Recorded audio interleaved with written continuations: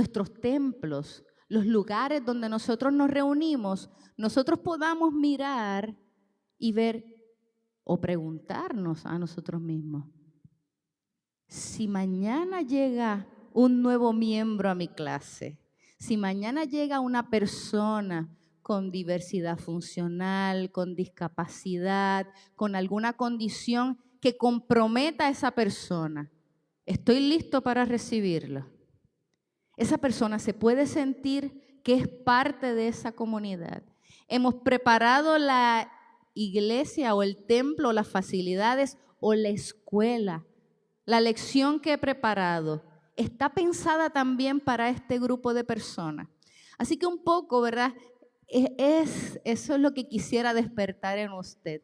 Que cuando usted se acerque, cuando usted prepare su lección, cuando usted se sienta, ¿verdad? Allí en su banca o en su lugar donde usted normalmente se sienta en el templo, usted se pregunte si hay lugar para estas comunidades también en esta casa.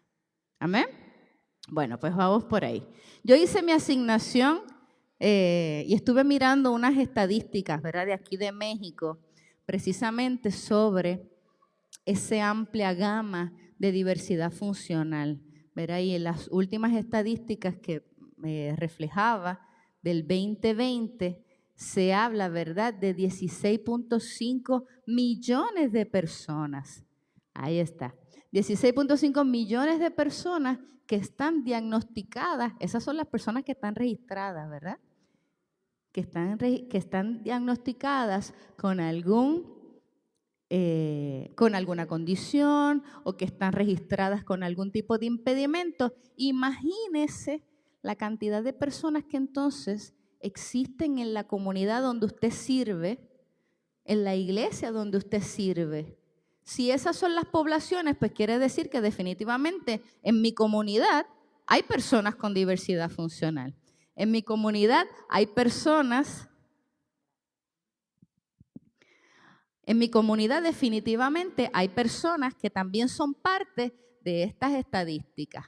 La pregunta que nosotros entonces nos podemos hacer es, si la realidad social, ahorita nuestra hermana Maribel decía, la iglesia no está ajena a lo social, no somos del mundo, pero operamos en el mundo y la finalidad es hacer un cambio, una diferencia, una influencia, un impacto. Pues entonces, si la realidad de mi comunidad es esta, es diversa, tiene muchas personas que van, ¿verdad?, en un rango de edad, desde niños hasta adultos, que pertenecen a estas poblaciones especiales. Siendo esa mi realidad, yo me tengo que preguntar, ¿y por qué la congregación en donde yo estoy no luce tan diversa como la sociedad en la que yo estoy? Si esa es la realidad de mi comunidad, ¿por qué no se parece, mis hermanitos y mis hermanitas, no se parecen a esa realidad de la que hablan las estadísticas, ¿verdad? Y un poco, ¿verdad? La respuesta, si somos honestos y si somos honestas, es que muy pocas veces, para no hablar en los absolutos y decir nunca pensamos, muy pocas veces, hermanos, nosotros pensamos en este grupo de personas. Cuando yo preparo la lección de la escuela bíblica, no estoy pensando que va a haber alguien con autismo que va a llegar ese día, o en el espectro, ¿verdad?, del autismo. Y cuando preparo mi lección, no estoy pensando que la vecina va a traer a su hijo, que ya es un adulto, pero ese adulto tiene síndrome Down. Y aún si sé que llega y aparece por la puerta, no necesariamente estoy pensando en cómo adaptar mi lección para que esa persona se lleve algo del mensaje de la palabra. Entonces ahí es donde nosotros tenemos que hacer el ejercicio, ¿verdad? Y empezarnos a preguntar, ¿qué yo puedo hacer? ¿Verdad? Porque la finalidad de la escuela dominical es que haya enseñanza y aprendizaje, ambas cosas. Usted puede enseñar, pero si no hay aprendizaje, no hicimos nada.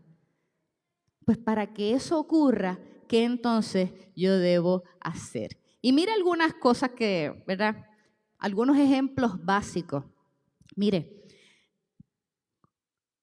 solo por poner un ejemplo pequeño.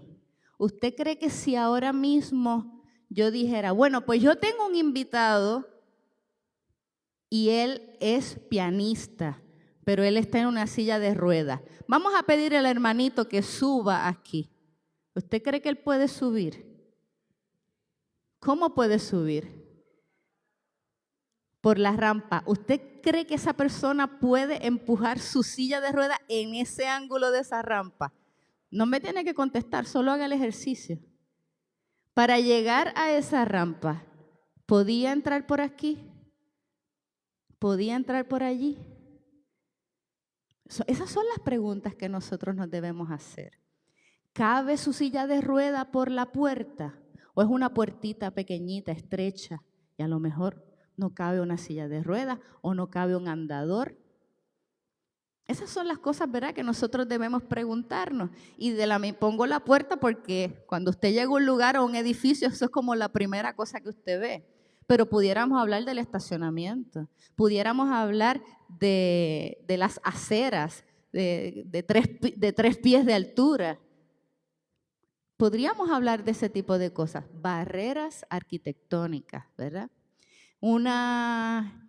Cuando vamos al baño y utilizamos el baño allí en el templo, tiene agarres para las personas que necesitan asistirse. Tiene un espacio para que la persona, si viene en un sillón de ruedas, pueda pasar. Si yo estoy allí en el servicio y llega esta persona que no puede comunicarse, pero sabe el lenguaje de señas, tengo una persona que interprete el lenguaje de señas. ¿Alguien pensó en algún momento que en nuestra comunidad puede llegar alguien sordo? ¿Qué le vamos a decir a esa persona? Bueno, que se siente ahí y ya.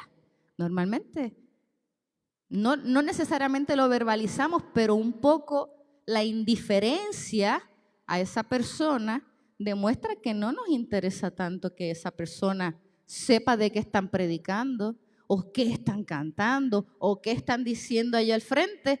Al final yo no tengo la culpa. Entonces, es eso, ¿cómo nosotros podemos empezar a mirar nuestra comunidad de fe, a la luz de la comunidad externa en la que nosotros estamos y empezar a hacer modificaciones y decir, bueno, pues vamos entonces a ver cómo podemos aprender? A lo mejor no somos unos grandes intérpretes, pero ahí viene lo que decía un poco la hermana Maribel, ¿verdad? La necesidad de educarnos, porque esta es una realidad. Mire, hay muchísimas condiciones que nosotros vamos a ver, especialmente estas que están relacionadas a la incapacidad intelectual, donde a la persona le molestan los ruidos. Y usted ve que una persona ante un ruido, ¿verdad?, estridente o que no esté necesariamente acostumbrado a él, puede, ¿verdad?, despuntar una acción mánica y empezar a gritar. ¿Tenemos a alguien que vaya y se le acerque y trate de intervenir? ¿Tenemos algún área designada, un cuartito allí en particular en lo que esa persona, su familiar a lo mejor lo calma o la calma o puede intervenir con esa persona? Porque mire, usted sabe que tratando de contestar esa pregunta inicial que decía, ¿por qué no se parece tanto, verdad? Y mire, la respuesta es que muchas veces, yo que he tenido la oportunidad de conocer a algunas personas o algunas familias, les da vergüenza. Les da vergüenza que el nene empiece a llorar y a gritar y a correr y a hacer gestos que nadie entiende y que la gente se ría o que, pues, por ignorancia, ¿verdad? Muchas veces. Nosotros, pues como desconocemos, pues a veces o los mandamos a callar o los miramos como que, por favor, ¿hasta cuándo ya? Cállenlo o cállenla. Y la gente por vergüenza no va. Y otras personas no van porque piensan, ¿qué van a hacer con él? ¿O qué van a hacer con ella? Ahí nadie tiene, ahí no hay ninguna persona ciega, ¿verdad? Ahí no hay nadie que yo conozca en esa iglesia que tiene nenes con autismo y que vayan allí a la escuela dominical. Entonces empezamos, consciente o inconscientemente, a segregar a estas poblaciones, a estos hermanos y a estas hermanas que también, ¿verdad? Son personas, ¿verdad?, que Dios quiere también salvar. Cosas muy básicas, la rotulación.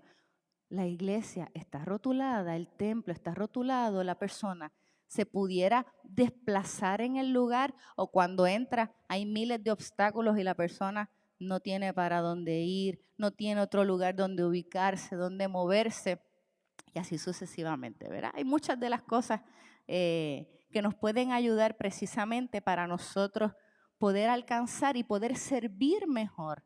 Al final ese es el deseo de la iglesia, ¿verdad? Servir mejor a las personas, servir mejor a los hermanos, a las hermanas y a la comunidad en la que está. Pero eso requiere que nosotros, que la iglesia, que los maestros de escuela dominical, ¿verdad?, en este caso en particular, que los líderes hagamos un esfuerzo, ¿verdad?, adicional para educarnos, para aprender, para empezar a hacer cambios, ¿verdad?, significativos, tanto físicos como actitudinales, ¿verdad? Porque las barreras no solamente son físicas ni arquitectónicas, las barreras también son de actitud.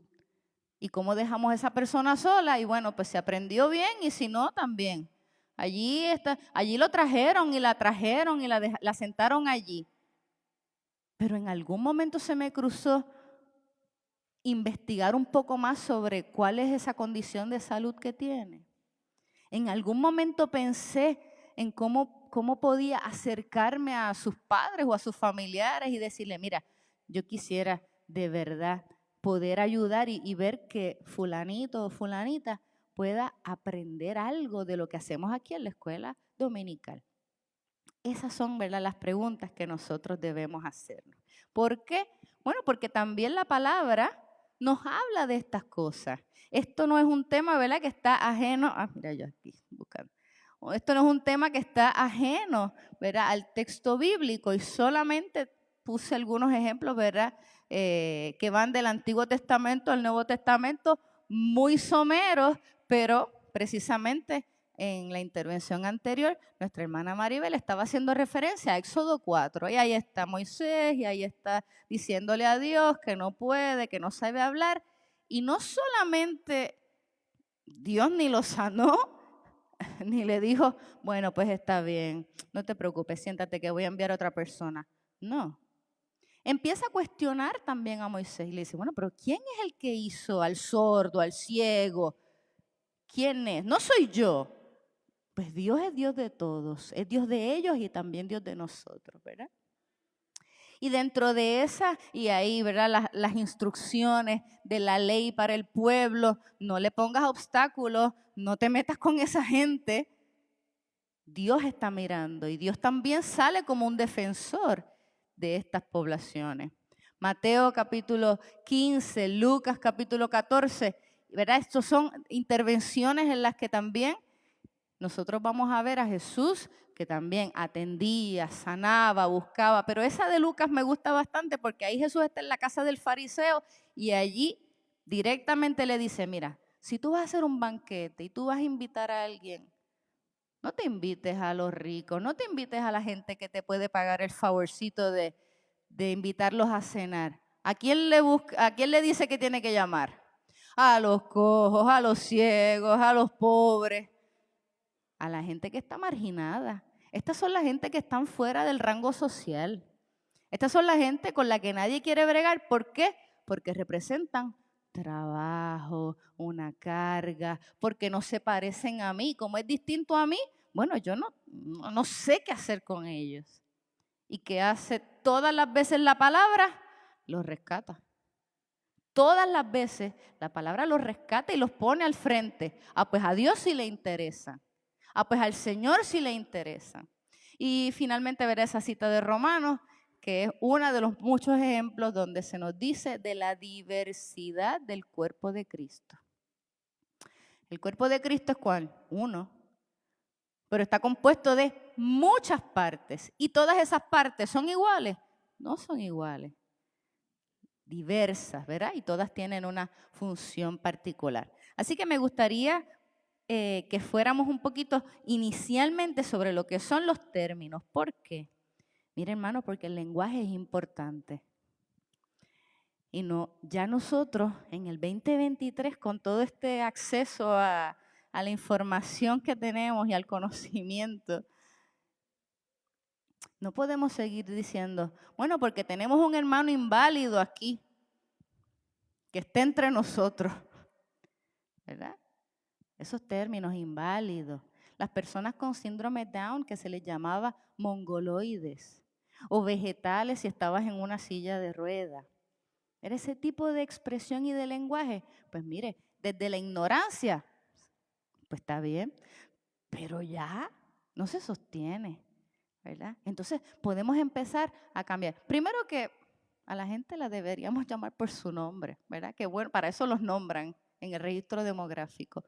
Pero aún así, si tenemos que referirnos a los grupos en particular, pues mire, vamos entonces a tratar de utilizar los conceptos más adecuados, apropiados, y eso también demuestra lo mismo, ¿verdad? Que la iglesia está interesada en esa persona.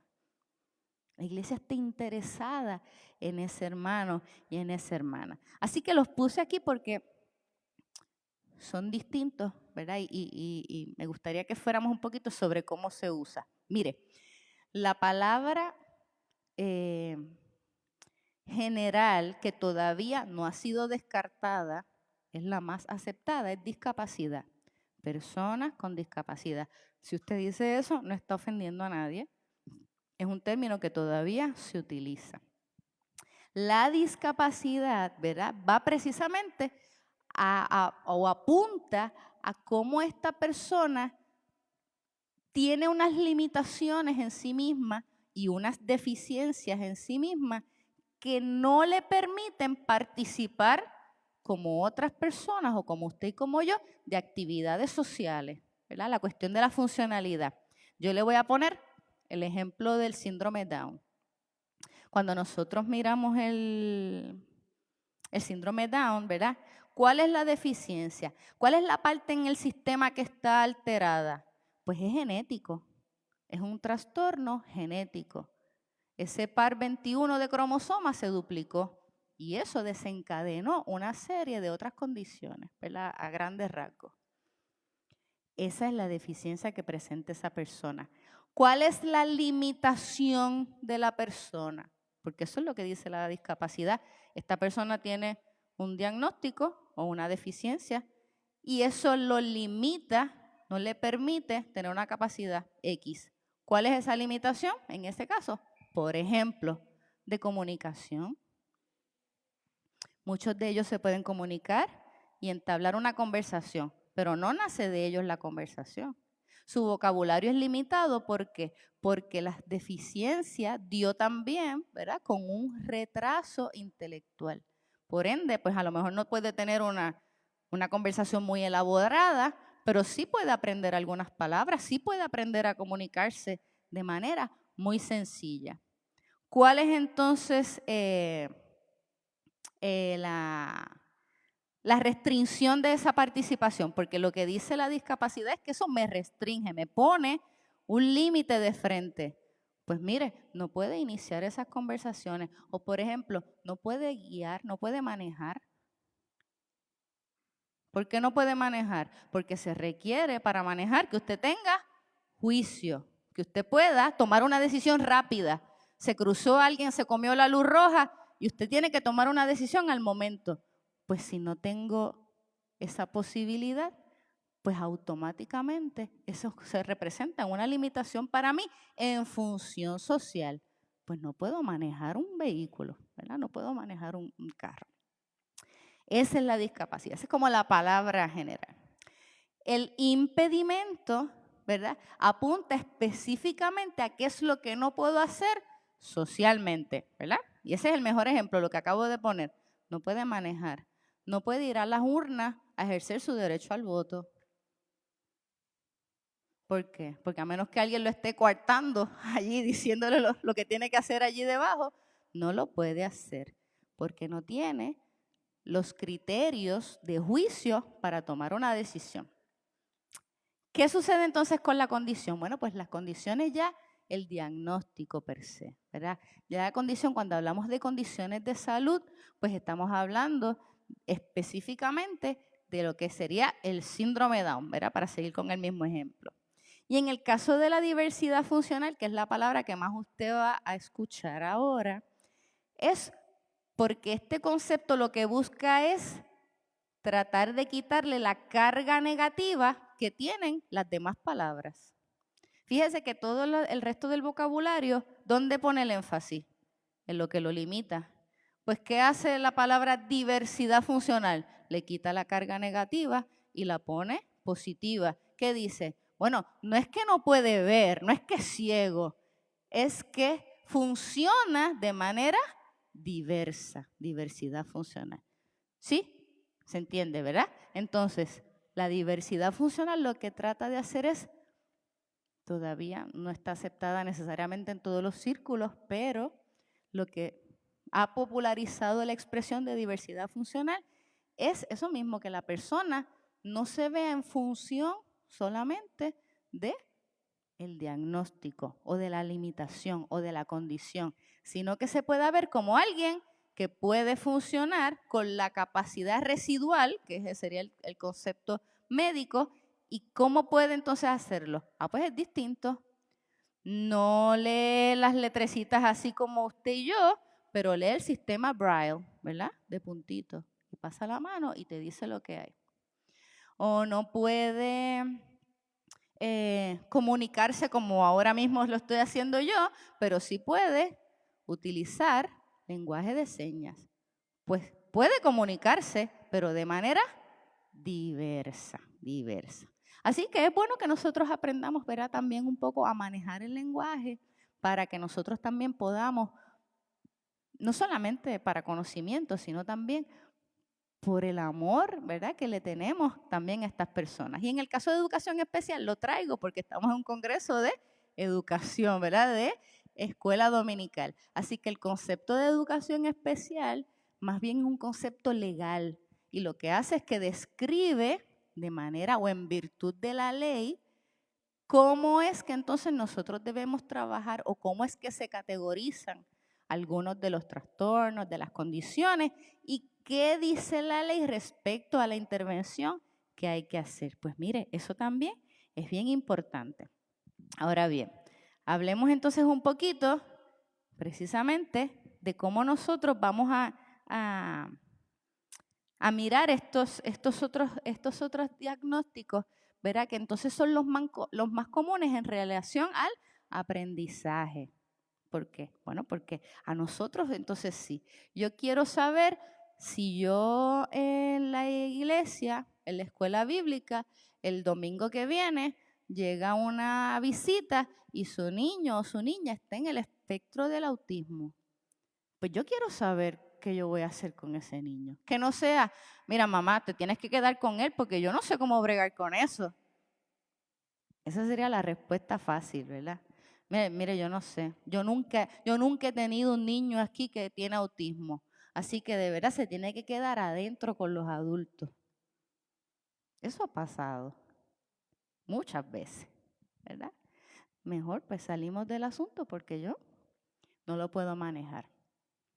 Pero sí queremos poderlo manejar, sí queremos que puedan aprender también de la palabra del Señor, porque donde nosotros vemos la limitación, usted no sabe lo que la palabra, el poder, el impacto de la palabra pueda tener sobre esa persona. Pero ¿cómo va a ser más efectiva? ¿Verdad? Hablando de la efectividad y de la eficiencia anteriormente, ¿cómo va a ser más efectiva esa palabra?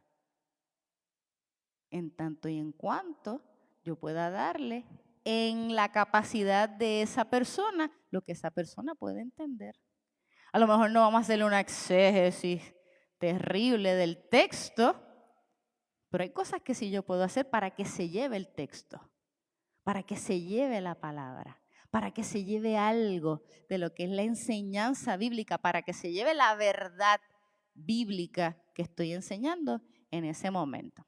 Entonces, algunos de los diagnósticos más comunes relacionados al aprendizaje, porque estos son los que nosotros, ¿verdad?, vamos a ver en nuestras congregaciones, están los de discapacidad intelectual. Dentro de eso, ¿verdad?, se encuentra el del síndrome Down, que es bastante frecuente, bastante común, y también está ese trastorno del espectro del autismo. Pues mire, yo debo, por ejemplo, saber que esta persona con síndrome Down, pues mire, a lo mejor yo pedirle que me explique qué significa para usted Romanos capítulo 3.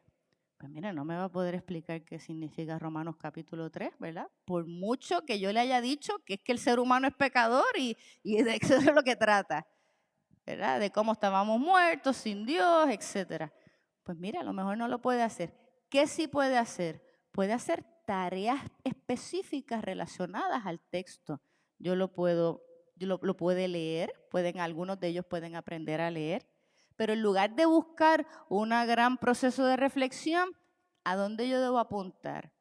Debo apuntar a lo que es entrenable, ¿verdad? A cosas, pues mira, a lo mejor yo lo puedo poner por escrito y lo puede colorear, aunque sea un adulto. ¿Por qué? Porque intelectualmente, ¿verdad? Los seres en promedio, los seres humanos en promedio, tienen un coeficiente intelectual de 90 hacia arriba. Pues estas personas, por ejemplo, de síndrome Down, están por debajo, bastante por debajo, están en 70, ¿verdad? Pues entonces, ¿qué yo puedo? Pues en lugar de decir, bueno, es que él no puede aprender, él nunca va a saber lo que significa X o Y. Pues mire, pero a lo mejor le puedo decir quién es Pablo, el que lo escribió, y bajo qué circunstancias lo escribió. Eso lo puede aprender. Eso lo puede aprender. Y así por ponerle, ¿verdad?, algún ejemplo. Pasa lo mismo el diagnóstico en el espectro del autismo. Lo mismo, ¿verdad? Pues no vamos a decir, no, porque es que ese nene es autista. Tratamos de quitarle la carga, recuerde, ¿verdad? No darle tanto poder a cuál es el diagnóstico, sino a la persona. Pues como los casos han sido tan diversos y han sido tan distintos entre uno y el otro, ya no hablamos tan siquiera del autismo, hablamos del espectro. Imagínese usted abrir un abanico de esos de españoles, ¿verdad? Que se abre ese abanico de posibilidades. Eso es lo que significa. Quiere decir que cada caso prácticamente va respondiendo de una manera muy peculiar a otro. Y aunque sí tienen elementos en común, no podemos decir, bueno, así es como vamos a trabajar, porque las manifestaciones son diversas. Pero ¿qué sí yo debo saber de niños o de adultos, ¿verdad?, que lleguen a la escuela dominical con un diagnóstico en el espectro del autismo? ¿Cuáles son sus mayores limitaciones? ¿Dónde están los retos? En la comunicación. Hay muchos que son no verbales, ¿verdad? O las palabras que tienen, ¿verdad?, son muy, muy, muy pobres para su edad. Así que eso está en todos los elementos, ¿verdad? La cuestión de la dificultad de comunicación. Y número 2, la interacción social. Pues mira, a lo mejor, fulanito, y vamos todos y nos abrazamos y le caemos encima. ¿Qué va a hacer muy probablemente? Se va a enojar y va a llorar y va a salir corriendo y allá suerte al que lo agarre, ¿verdad? Porque hay un impedimento social. No puedo comunicarme, pero tampoco puedo interactuar tan fácilmente con otras personas, aunque sean personas de la misma edad. Y mire, estoy generalizando, ¿verdad? Hay casos particulares donde usted me dice, no, pero mi nene no es así. Bueno, pues está bien, es uno, ¿verdad?, dentro de las estadísticas. Pero la mayoría de esas dos áreas de su vida son las que están impactadas de manera más directa. Comunicación y lo social. Pues yo tengo a un estudiante dentro, ¿verdad?, a un niño, a un joven o a un adulto. ¿Qué yo puedo hacer? Pues yo puedo asistirme en la clase ¿de qué? De lo visual. Y a lo mejor usted me dice, bueno, pero en mi salón yo no tengo pantallas, ni monitores, ni PowerPoint, ni computadora. Pues mire, puede entonces ser con imágenes físicas, ¿verdad? Físicas. Porque dentro de todo queremos que haya aprendizaje. Así que si queremos que haya aprendizaje, hay que buscar qué sí puede funcionar entonces con este niño, con esta joven, ¿verdad? Con esta persona. Pues mire, si yo sé que no se puede comunicar, ¿qué vamos a buscar? Asistencia visual. A lo mejor no me puede decir Biblia, pero puede buscar una laminita de la Biblia, porque ya yo muchas veces le he dicho Biblia, Biblia, esta es la Biblia, esta es la Biblia. Biblia, mira la Biblia y aquí está la Biblia, ¿verdad? Pues ¿qué hace? Hace el pareo. Eso sí lo puede hacer. Lo mismo, no me enfoco en que él no sabe ni lo que es la Biblia. Si le dedicas un poquito de tiempo y un poquito de esfuerzo, puede aprender, puede aprender. Y así sucesivamente las historias, ¿verdad? En el caso de las escuelas bíblicas de los niños que funcionan más en cuanto a historias del texto bíblico, pues mire, sí es posible, ¿verdad? Imágenes, pero eso requiere prepararme, ¿verdad? Tengo que sacar las copias, tengo que laminarlas, tengo que ponerles un poquito de velcro para que pueda utilizarlas y seguirlas reciclando, ¿verdad? O tengo que asistirme de la tecnología para poder lograr el impacto, ¿verdad?, que necesitamos. Pasa lo mismo, ¿verdad?, con dentro de esas limitaciones, trastornos específicos del aprendizaje o el PEA, ¿verdad? Pues mire, hay niños que por mucho que usted diga, oye, pero yo no le voy a mandar a ese niño a que lea la Biblia porque es que de verdad él no sabe leer. Pues mire, tiene una dificultad en la lectura. Podemos buscar alternativas. A lo mejor no puede leer el texto, pero lo puede escuchar. Y le pongo el videíto o hacemos una lectura colectiva, ¿verdad? Para que él escuche. No lo puede leer, tiene sus limitaciones, pero sí puede escuchar el texto, escuchar la repetición del texto. Trastornos del lenguaje, trastornos emocionales, que ese es bastante común, ¿verdad? El déficit de atención o déficit de atención combinado con hiperactividad. Yo no le voy a dar clases a ese nene porque lo que se pasa es corriendo. Corre por toda la iglesia. No me hace caso. Se trepa en las sillas y en las mesas porque tiene déficit de atención con hiperactividad. No se equivoque, para subirle el nivel.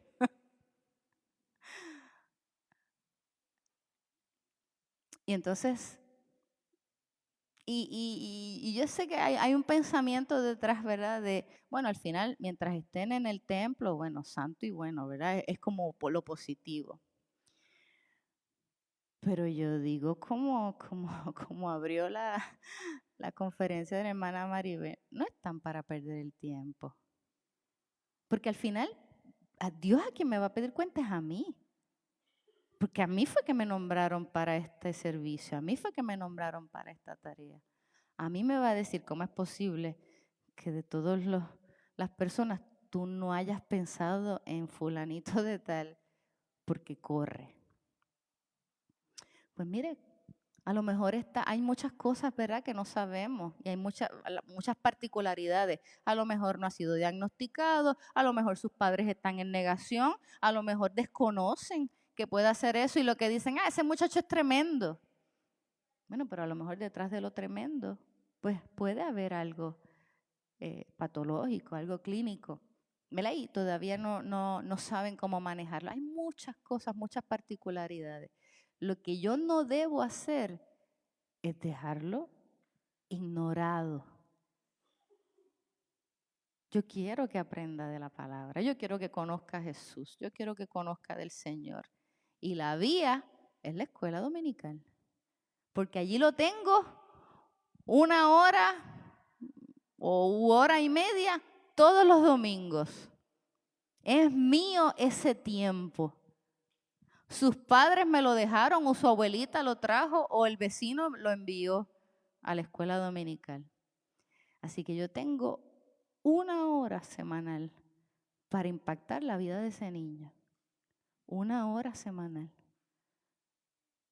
Entonces yo tengo que pensar, ¿qué es lo que yo puedo hacer? ¿Cómo yo puedo? Y no dejar que esa hora de esa vida de ese niño se me escape y se me vaya de las manos. Y hay muchos adultos también, lo que pasa es que están sin diagnosticar. Recuerde que estas cosas antes ni se hablaban.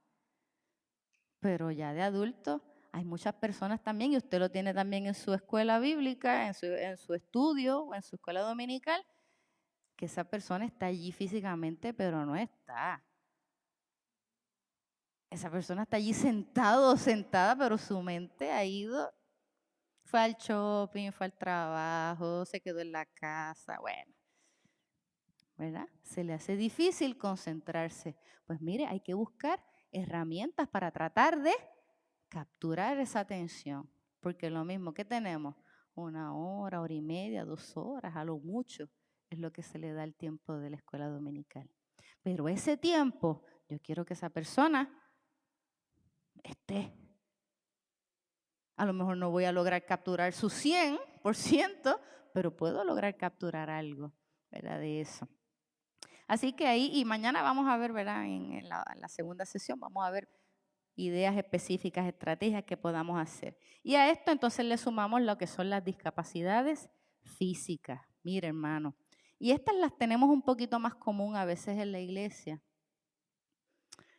pero es bien, bien complicado porque hay muchas discapacidades físicas que son pues congénitas, que la persona nació de X manera, pero que usted me dice cuando es un impedimento adquirido. El hermano de la iglesia tuvo un accidente de carro y quedó parapléjico.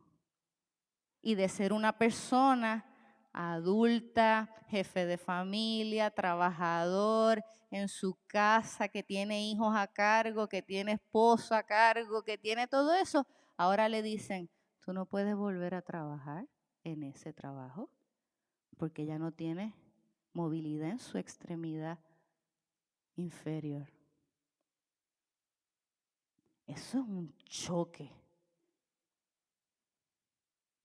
Imagínese cómo trastorna la realidad, no solamente de él, de la familia, del trabajo en donde él era un empleado, de la comunidad y la iglesia donde va.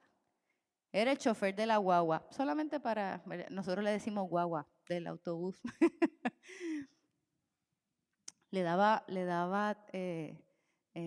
decimos pon acá, no sé cómo se le dice, a los hermanos, lo llevaba el hermanito a la iglesia.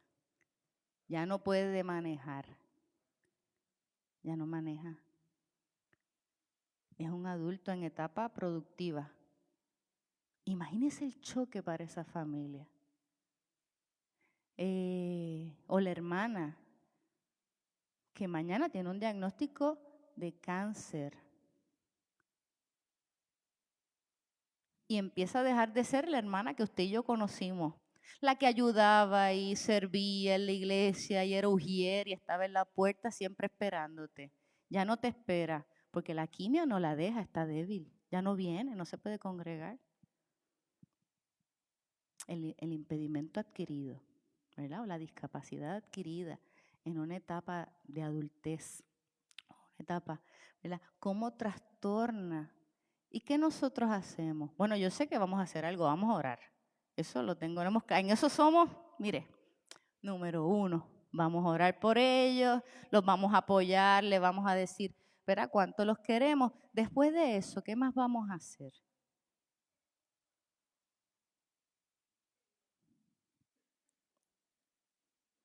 Porque ni entrar en las etapas de ajuste, que así es como se llama, ¿verdad?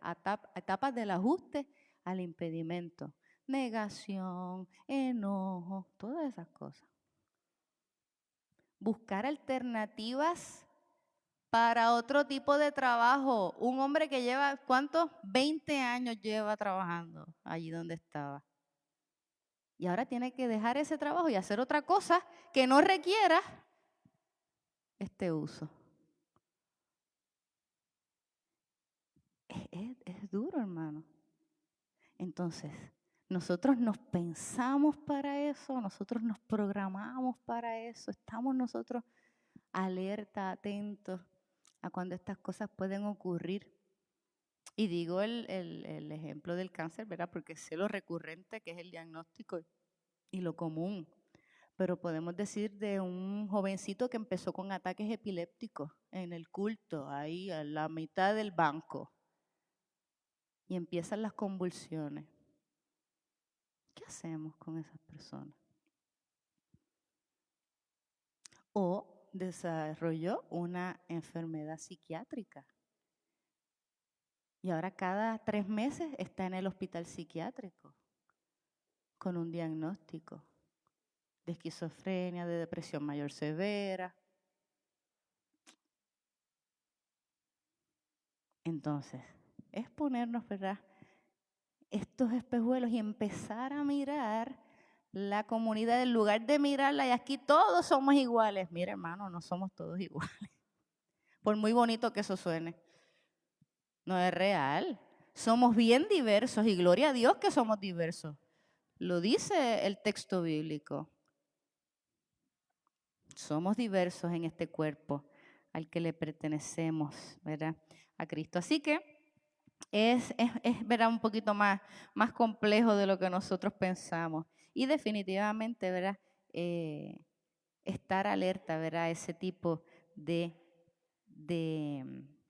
condiciones, de realidades, porque no queremos vivir ajenos a la realidad. Estas son nuestras realidades. Ahora, cuando están de este lado, pues no nos movemos a ignorarlos, sino que nos movemos a servirles, a aprender, a conocer, como dice el tema del Congreso, ¿verdad? Congregarnos para oír, para aprender, para escuchar, para saber cómo nosotros podemos ayudar.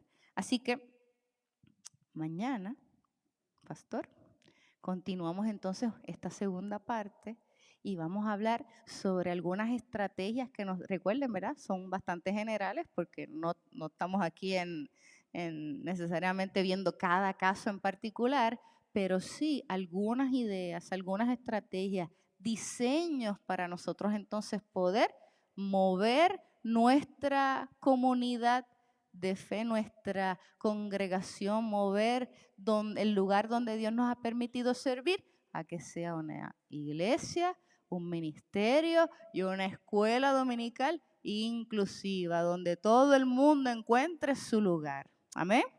Dios les bendiga, mis amados.